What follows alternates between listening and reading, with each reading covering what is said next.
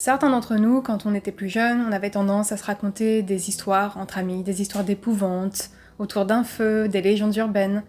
Mais certaines de ces légendes urbaines sont inspirées de véritables histoires. Et c'est l'une d'entre elles dont on va parler aujourd'hui.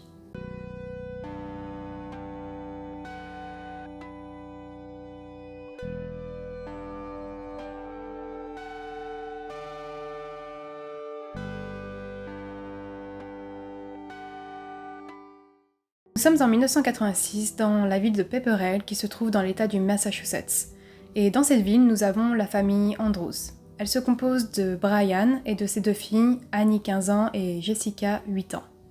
La famille traverse une période assez compliquée, vraiment émotionnellement. Elles viennent juste de perdre leur mère des suites d'un cancer, donc la famille est vraiment en plein deuil et essaye de se reconstruire. Malheureusement, étant donné que Brian est maintenant un père seul qui élève ses filles, il a besoin de plus de moyens financiers et doit donc travailler plus pour pouvoir soutenir toute la famille. Et ce qui fait qu'il est quand même moins présent pour ses filles et il doit travailler de plus en plus tard le soir et donc les filles sont un peu plus livrées à elles-mêmes. Après, Annie a quand même 15 ans donc elle peut prendre soin de sa sœur, mais c'est vrai que du coup Brian est quand même pas aussi présent qu'il aurait souhaité pour ses filles, surtout dans ce moment-là. Durant cette même période, Annie va commencer à recevoir des coups de fil d'un garçon. Il se présente et il lui explique qu'il s'appelle Daniel Laplante, qu'on appelle souvent Danny, et il lui explique qu'il a eu son numéro via un ami en commun qu'ils ont au lycée. Donc Annie se pose pas trop de questions par rapport à ça, puis voilà, elle a 15 ans, c'est vrai qu'elle commence vraiment à s'intéresser aux garçons, et ils vont continuer à se parler, ils vont s'appeler assez régulièrement. Un jour, Danny va lui demander si elle accepterait qu'ils aillent donc se voir une soirée, se faire un rendez-vous. Et Annie, elle a plus ou moins confiance vu que ça fait quand même un petit moment qu'ils se parlent et elle décide d'accepter. Le soir du rendez-vous arrive et Danny vient la chercher devant chez elle, sauf que lorsque Annie va ouvrir la porte, c'est la déception pour elle. Effectivement, Danny lui avait fait une description au téléphone de lui qui était assez différente. Il lui avait dit qu'il était grand, blond, beau, athlétique, intelligent, voilà ce que elle s'imaginait comme le garçon, le parfait petit ami. Sauf que lorsqu'elle ouvre la porte, finalement, elle voit un garçon qui est plutôt de petite taille, qui est brun avec des cheveux gras, de l'acné, qui a l'air d'avoir quand même une hygiène plutôt douteuse sur le moment. Et elle est un peu réticente, mais elle n'a pas envie d'être méchante et elle n'a pas envie de se focaliser juste au physique. Mais déjà, c'est une première alerte pour elle. Mais finalement, elle va quand même accepter de se rendre quand même au rendez-vous avec lui.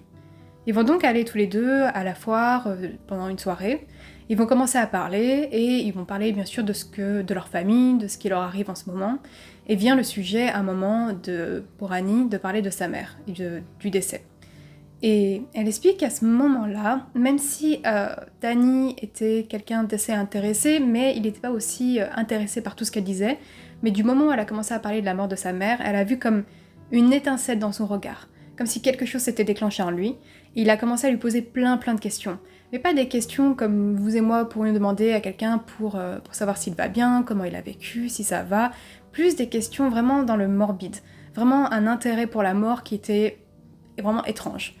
Et là, ça a commencé vraiment à la mettre très mal à l'aise. Donc elle a décidé de stopper le rendez-vous à ce moment-là, et elle lui a fait comprendre que non, elle ne voudrait pas le revoir par la suite. Après cet événement, nous sommes quelques jours plus tard, et les filles sont à la maison pendant une soirée, toutes seules, car leur père travaille, et elles décident de faire une séance de spiritisme. Elles n'y croient pas trop, mais elles se disent qu'elles ont bien envie d'essayer pour essayer d'établir un contact avec leur mère. Voilà, mais c'est vrai qu'elles n'y croient pas trop vraiment, c'est juste plutôt comme certains d'entre nous l'ont fait, de faire avec les planches de Ouija, ce genre de choses. Donc elles décident de se rendre dans leur sous-sol, et elles vont vraiment faire la cérémonie elles vont mettre des bougies, se tenir les mains et commencer la séance de spiritisme. Et durant leur séance, elles vont entendre que leur père rentre à la maison et elles ne veulent surtout pas qu'il soit au courant qu'elles sont en train de faire ça, donc elles arrêtent tout. Après tout ça, les filles vont aller se coucher, et au moment où elles vont se coucher, elles commencent à entendre comme des petits cognements dans le mur, des petits bruits comme ça. Et elles commencent à s'inquiéter, et là elles commencent à se dire que peut-être que la séance de spiritisme a finalement fonctionné et que leur mère essaye de communiquer avec elles. Donc elles se disent que c'était juste leur mère qui a essayé de faire quelque chose comme ça. Mais finalement, les jours vont passer et les bruits vont continuer, les cognements vont continuer, mais seulement lorsque les filles vont être au lit toutes seules ou lorsque leur père n'est pas présent pendant la soirée. Mais en plus des bruits, il y a d'autres petits événements qui vont vraiment commencer à les inquiéter. Par exemple, ça va être de la nourriture qui disparaît. Donc ça peut être, elles vont laisser un bout de pain par exemple sur la table, elles vont partir un instant dans une autre pièce, et puis lorsqu'elles reviennent, ça a disparu. Et puis il y a aussi des objets qui changent de place, qui étaient à tel endroit, et puis qui se retrouvent à un autre endroit, et que personne n'a touché ou déplacé. Et là, elle commence à dire qu'il y a vraiment un fantôme dans la maison, et elle commence vraiment à avoir peur, et elle décide finalement de tout raconter à leur père.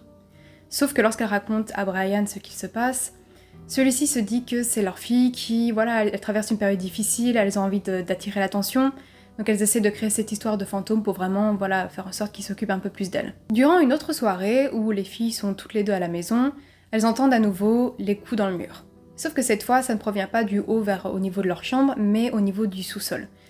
Et puis là, elles se disent, elles prennent vraiment leur courage à deux mains. Annie va dans la cuisine, elle se saisit d'un couteau, et toutes les deux vont descendre au sous-sol pour essayer de voir d'où provient le bruit. Elles vont descendre au sous-sol, et en fait là, quand elles vont arriver en bas, elles vont se rendre compte qu'il y a un message marqué en rouge sur le mur, qui dit « Je suis dans ta chambre, venez me chercher ». Donc là, bien sûr, c'est la panique pour les filles, elles vont s'enfuir en courant de la maison, et elles vont se rendre directement chez un voisin pour chercher de l'aide, et elles vont contacter leur père et expliquer ce qu'il se passe. Brian va immédiatement rentrer à la maison, il va retrouver ses filles en panique. Lui va aller dans le sous-sol, au niveau du sous-sol pour regarder ce qu'il se passe. Et il voit effectivement le message en rouge, sauf que lorsqu'il regarde de plus près, c'est du ketchup. Et dans sa tête, il est toujours persuadé que ses filles ont du mal, voilà, avec le deuil de leur mère et que c'est toujours un moyen d'attirer l'attention. Donc lui, il est convaincu que finalement, voilà, c'est ses filles qui ont créé toutes ces mises en scène, donc il y prête pas plus d'attention. Et il décide alors de les emmener voir un thérapeute. Il pense que ça va être la solution pour les aider et que toute cette histoire cesse. Et c'est vrai que pendant environ 2 semaines, plus rien ne va se passer. Plus d'événements étranges, plus de bruit dans les murs, et les filles peuvent enfin dormir tranquillement. Parce que il est vrai que pendant tout ce temps où il y avait les coups dans le mur, elles devenaient plus ou moins folles. Elles étaient persuadées qu'il y avait quand même un fantôme, que c'était un mauvais esprit, que finalement c'était leur mère, elles ne savaient plus. Elles ne savaient vraiment plus quoi penser, elles n'arrivaient plus à dormir. Et là, ça a été 2 semaines de tranquillité pour elles. Mais finalement, un soir, elles vont être à nouveau toutes les deux toutes seules, et elles sont au niveau du salon, et elles vont entendre à nouveau les bruits de coups. Et elles se rendent compte que ça provient au niveau de la chambre d'Annie.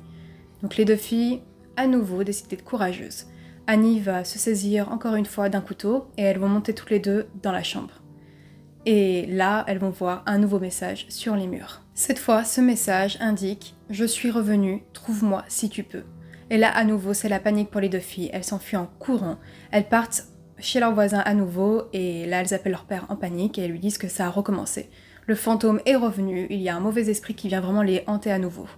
Donc, c'est vrai que le père, même s'il n'y a jamais vraiment cru, il a toujours quand même été présent pour ses filles. Dès qu'elles l'ont appelé, il est toujours venu immédiatement.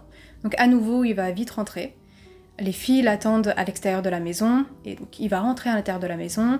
Et c'est vrai qu'il y a déjà un élément étrange. Lorsqu'il rentre, il se rend compte que la télé est allumée, ce qui n'est pas étrange en soi, mais le volume est quand même au maximum, ça hurle. Donc c'est un premier élément déjà. Il sait qu'il faut qu'il se rende directement dans la chambre d'Annie, là où se trouve le message. Il monte, donc à l'étage, il ouvre la porte et effectivement il voit le message dont ses filles ont parlé au téléphone. Sauf qu'il se rend compte qu'il y a un autre message qui est marqué à présent sur les murs. Et ce message dit « Épouse-moi ». Donc là, à ce moment-là, Brian comprend qu'il y a vraiment quelque chose qui n'est pas normal et que c'est pas ses filles finalement qui ont inventé tout ça. Et en fait, au moment où il va commencer à réaliser tout ça, il va apercevoir quelque chose dans un coin, dans l'ombre. Et lorsqu'il va observer de plus près, il va se rendre compte qu'il y a un garçon qui est là. Et sauf que ce garçon, il porte les vêtements de sa femme qui est décédée. Il porte une perruque blonde et il a le visage complètement bariolé de maquillage. Et surtout, il a une machette dans la main. Là va s'en suivre une bataille entre les deux, sauf que heureusement Brian est quand même assez fort et il arrive à prendre le dessus et directement il arrive à s'enfuir et sort en courant de la maison rejoindre ses filles à l'extérieur. Et il va appeler la police bien évidemment.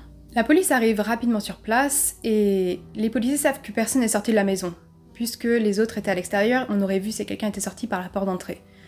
Et donc ils commencent à chercher sauf qu'il n'y a personne, le suspect n'est pas là. Et ils vont décider de faire une fouille vraiment plus approfondie de toute la maison. Et en cherchant bien, un des policiers se rend compte que dans l'armoire encastrée, qui est donc présente dans la chambre d'Annie, il y a en fait derrière un trou. Et ce trou, en fait, ça mène à un vide sanitaire qui est dans la maison. Et lorsqu'ils vont observer dans ce trou, ils vont se rendre compte qu'il y a un garçon qui est dedans. Ils vont réussir à le faire sortir. Et c'est là qu'ils vont comprendre que ce garçon n'est autre que Danny Laplante. Par la suite, ils vont commencer à explorer un peu plus le vide sanitaire et on se rend compte que ça longe vraiment la maison et qu'il y a plusieurs trous qui ont été effectués comme les trous, un Judas par exemple, pour pouvoir en fait, on pense, observer la famille, pour savoir qui est dans telle pièce à tel moment, pour savoir quand il doit faire des bruits à tel endroit à tel moment. Et on se rend compte aussi qu'il y a de la nourriture et un sac de couchage. Donc ça montre qu'il y était depuis quand même un petit moment. Donc selon les rapports que j'ai lus, c'est vrai que ça diffère. Et il y a des rapports qui vont dire qu'il est probablement resté pendant juste quelques jours. Et d'autres disent que finalement non, c'était pendant 2 mois. Donc toute la durée des événements, il y en a qui expliquent qu'il vivait avec la famille en fait. Et que c'était lui donc qui agissait à chaque fois. C'était lui qui tapait dans les murs, qui prenait la nourriture. Et en fait il sortait et il savait quand le père n'était pas là, quand il rentrait. Danny va donc être arrêté par la suite, et étant donné qu'il est mineur, il va être envoyé dans un centre de détention pour mineurs. J'aimerais à présent vous parler un peu plus de la personnalité et du parcours de Danny. Donc Daniel Laplante est né en 1970 dans l'état du Massachusetts, et il a eu, il faut le dire, une enfance qui est vraiment affreuse. Il a été abusé psychologiquement et sexuellement par son beau-père, mais également par son propre père. Et l'école, c'était pas forcément un refuge pour lui non plus, car déjà il avait une dyslexie, il n'avait aucune aide par rapport à ça, donc il avait d'énormes difficultés scolaires. Et au niveau social, c'était vraiment pas mieux, parce que ses parents le laissaient aller donc avec des vêtements sales, il avait une hygiène qui était déjà douteuse à l'époque, et donc les enfants à cet âge-là ont parfois tendance à repousser les personnes qui sont différentes, et c'est ce qui est arrivé avec Danny. Les enfants en fait lui disaient qu'il était très étrange et qu'il leur faisait peur, et du coup personne ne voulait rester avec lui. Donc Daniel a vraiment grandi en tant qu'enfant et adolescent très isolé. Et en fait tout ce qui va être l'hygiène, son comportement, tout ça va continuer de s'aggraver plus il va grandir. Donc l'école au bout d'un moment va quand même dire à ses parents de l'envoyer voir un psychologue, parce qu'il pense qu'il y a quand même un problème à régler et qu'il a besoin d'aide. Donc c'est ce qui va se passer.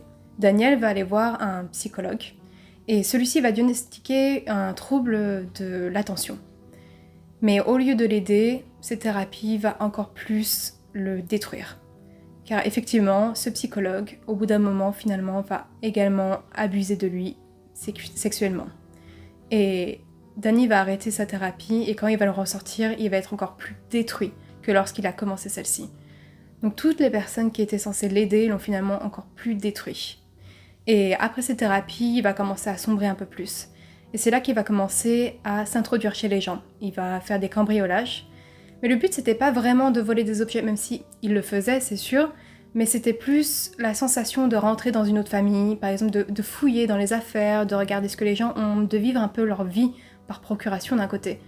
Et on pense que c'est là aussi qu'il a obtenu le numéro de la famille Andrews, probablement durant l'un de ses cambriolages, et qu'il avait essayé d'appeler comme ça, et qu'il s'est rendu compte qu'il y avait une fille de 15 ans, et ça l'intéressait. On revient maintenant après les faits chez la famille Andrews. Donc, comme je l'expliquais avant, Danny a été arrêté, et il est à présent dans un centre de détention pour mineurs. Il va y rester 10 mois, jusqu'en octobre 1987, où son dossier va être transmis au niveau des adultes, puisqu'il a eu 17 ans la même année, et donc il doit subir à présent un procès concernant ce qu'il s'est passé. Mais étant donné qu'il est considéré comme un adulte, il a aussi les mêmes, droits, et une caution va être fixée. Sa mère va payer cette caution, donc en attendant son procès, Daniel va être libre et il va retourner chez ses parents en attendant. Sauf que très rapidement, il va se remettre au cambriolage. Nous sommes maintenant le 1er décembre 1987. Andrew Gustafson rentre chez lui, comme tous les jours après le travail, pour retrouver sa femme Priscilla, qui est enceinte de leur 3e enfant, sa fille Abigail, qui a 7 ans, et son fils William, qui a 5 ans. Mais ce jour-là, lorsqu'il rentre chez lui et qu'il ouvre la porte, il se rend compte qu'il y a quelque chose qui ne va pas. Parce qu'effectivement, la maison est très très calme. Et il a quand même 2 enfants qui sont en bas âge, donc généralement il y a quand même de l'animation, et lorsqu'il les appelle, personne ne répond. Donc il va se rendre directement dans la chambre parentale, et c'est là qu'il va découvrir le corps sans vie de sa femme. Et il a probablement compris qu'à ce moment-là, que quelque chose était arrivé aussi à ses enfants, et il voulait surtout pas avoir cette vision d'eux. Donc il est sorti directement de chez lui et a contacté la police pour qu'ils interviennent au plus vite. Les policiers vont se rendre sur place et vont effectivement constater la mort de Priscilla. Elle a été visiblement violée et a reçu 2 balles. On est à la recherche après donc des 2 enfants. Et dans une salle de bain qui est non loin de la chambre des parents, on va retrouver William qui a été noyé dans une baignoire. Mais Abigail n'est pas présente. Et lorsqu'ils vont continuer leur recherche, ils vont se rendre compte que Abigail se trouve finalement dans la salle de bain qui est au niveau du rez-de-chaussée et qu'elle a subi la même mort que son frère. Elle a été également noyée dans la baignoire. Pour expliquer le fait que les 2 enfants ont été dans des pièces différentes, on pense que le scénario était ainsi, que Priscilla était à la maison avec William, vu qu'ils étaient ensemble la journée, tous les jours, et que l'intrus s'est introduit à ce moment-là, et que finalement Abigail, lorsqu'elle est rentrée de l'école, est probablement tombée sur l'intrus, et c'est pour ça que celui-ci l'a tuée en fait finalement en dernière dans un endroit différent de son frère. Dans la maison, les policiers vont trouver plusieurs indices. Premièrement, on va retrouver les douilles qui ont servi dans le meurtre de Priscilla, et il s'agit d'un calibre de type 22 qui a été utilisé. On arrive également à trouver une empreinte de semelle, et ils arrivent à prélever celle-ci. On va aussi trouver bien sûr de l'ADN, puisqu'il y a eu un viol, sauf que malheureusement l'ADN était vraiment au tout début, donc c'était pas quelque chose qu'on pouvait encore utiliser à l'époque. Mais on va réussir aussi à établir qu'il y a eu des objets qui ont été volés. Donc on sait qu'il y a eu une sorte de cambriolage. On ne sait pas si c'est un cambriolage qui a mal tourné ou si c'était par la suite que la personne a décidé de prendre des objets. Rapidement, une liste de suspects va être établie et dans cette liste de suspects va se trouver le nom de Danny. Pour plusieurs raisons. Déjà parce qu'il est sorti récemment de détention, également parce qu'il vit juste à environ 800 mètres de la maison où s'est passé les faits. Et la troisième raison, c'est qu'il est quand même connu dans le quartier pour avoir effectué de nombreux cambriolages. Et vu qu'il y a eu un vol dans la maison, il est automatiquement mis sur la liste.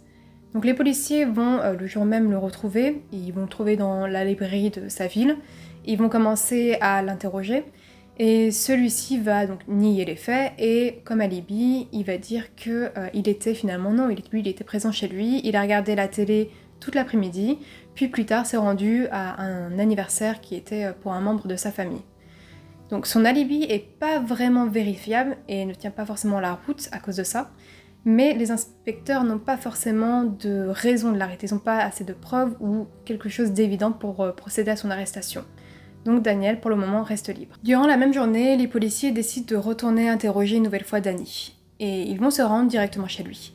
Danny, à ce moment-là, est à l'extérieur, dans le jardin, et il voit les policiers arriver, et dès qu'il les voit, il s'enfuit en courant dans les bois derrière chez lui. Donc là, une véritable chasse à l'homme va commencer. Pendant cette recherche, plus d'une cinquantaine de policiers vont être mobilisés. Il y aura également des chiens de policiers, et également un hélicoptère qui survolera les bois et les horizons pour essayer de déterminer où se trouve Danny. Parallèlement à ça, les inspecteurs, eux, vont également se rendre chez Danny pour effectuer une perquisition et essayer de trouver vraiment des indices. Et ils vont en trouver de nombreux.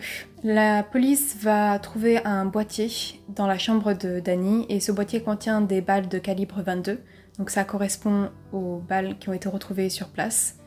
Ils vont également retrouver dans une poubelle aux alentours, dans le quartier, ils vont retrouver une arme qui est d'un calibre de type 22, donc qui correspond également à l'arme utilisée. Et puis ils vont retrouver un téléphone sans fil qui a été volé dans la famille des Gustafsson.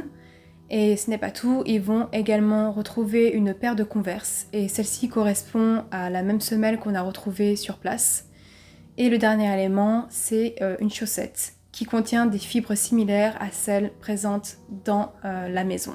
Avec tous ces éléments, la police n'a aucun doute. Elle sait que Danny est coupable et qu'il faut surtout arriver à l'arrêter le plus rapidement possible avant qu'il ne fasse un autre meurtre, un autre cambriolage, quoi que ce soit, il faut le retrouver.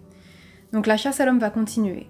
Et pendant sa fuite, Danny va à un moment, il va braquer une femme avec son arme pour lui voler sa camionnette. Et directement, la femme va appeler la police, et donc grâce à ça, elle va pouvoir donner toutes les informations concernant le véhicule, avec la plaque d'immatriculation. Donc les policiers vont pouvoir diffuser un avis de recherche en donnant toutes ces informations. Et la population va être énormément sollicitée et elle va être très très active durant cette recherche. Ils vont recevoir énormément d'appels de personnes qui ont pu apercevoir Danny. Et un jour après sa fuite, on va pouvoir le retrouver. Il se trouve dans une benne à ordures qui est à peu près une vingtaine de kilomètres de chez lui. Et là, on va pouvoir l'arrêter pour le meurtre de Priscilla, Abigail et William.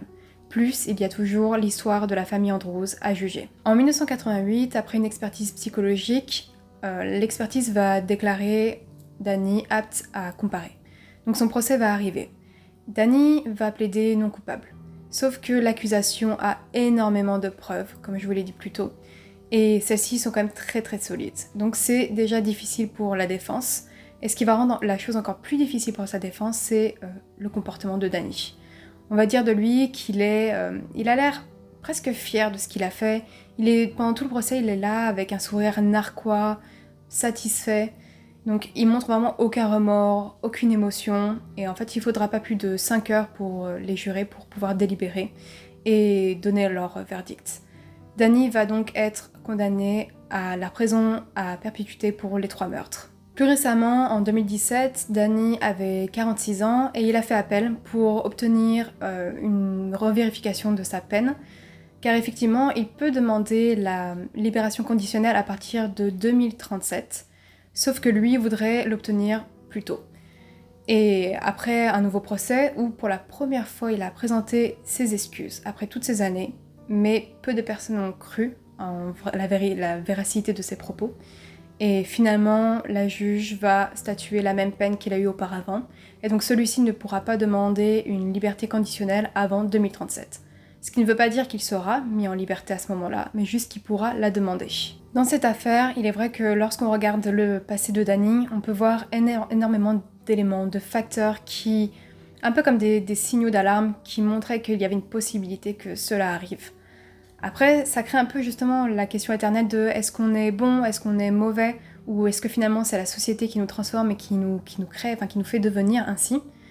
Et puis, il faut se dire aussi que il aurait pu avoir de l'aide, que finalement toutes les personnes qui l'ont aidé l'ont quand même trahi, et elles l'ont façonné ainsi, certes. Après, ça veut pas dire que parce qu'on a vécu des traumatismes, on va devenir mauvais pour autant, parce que c'est absolument pas le cas. Mais il est vrai que ça peut être un facteur déterminant aussi. Après, certains vont réussir à s'en sortir très bien et finalement d'autres vont pas réussir à passer au-dessus et vont révéler le côté le plus sombre de leur personnalité. Voilà, c'est tout pour aujourd'hui. J'espère que vous avez apprécié la vidéo. Si c'est le cas, comme d'habitude, n'hésitez pas à mettre un thumbs up et n'oubliez pas également de vous abonner et d'activer la petite cloche afin d'avoir les notifications de mes vidéos chaque semaine.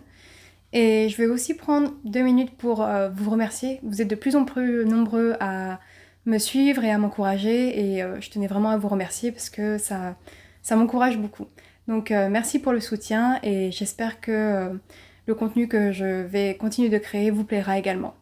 Et sur ce, je vous dis à la semaine prochaine pour une nouvelle affaire.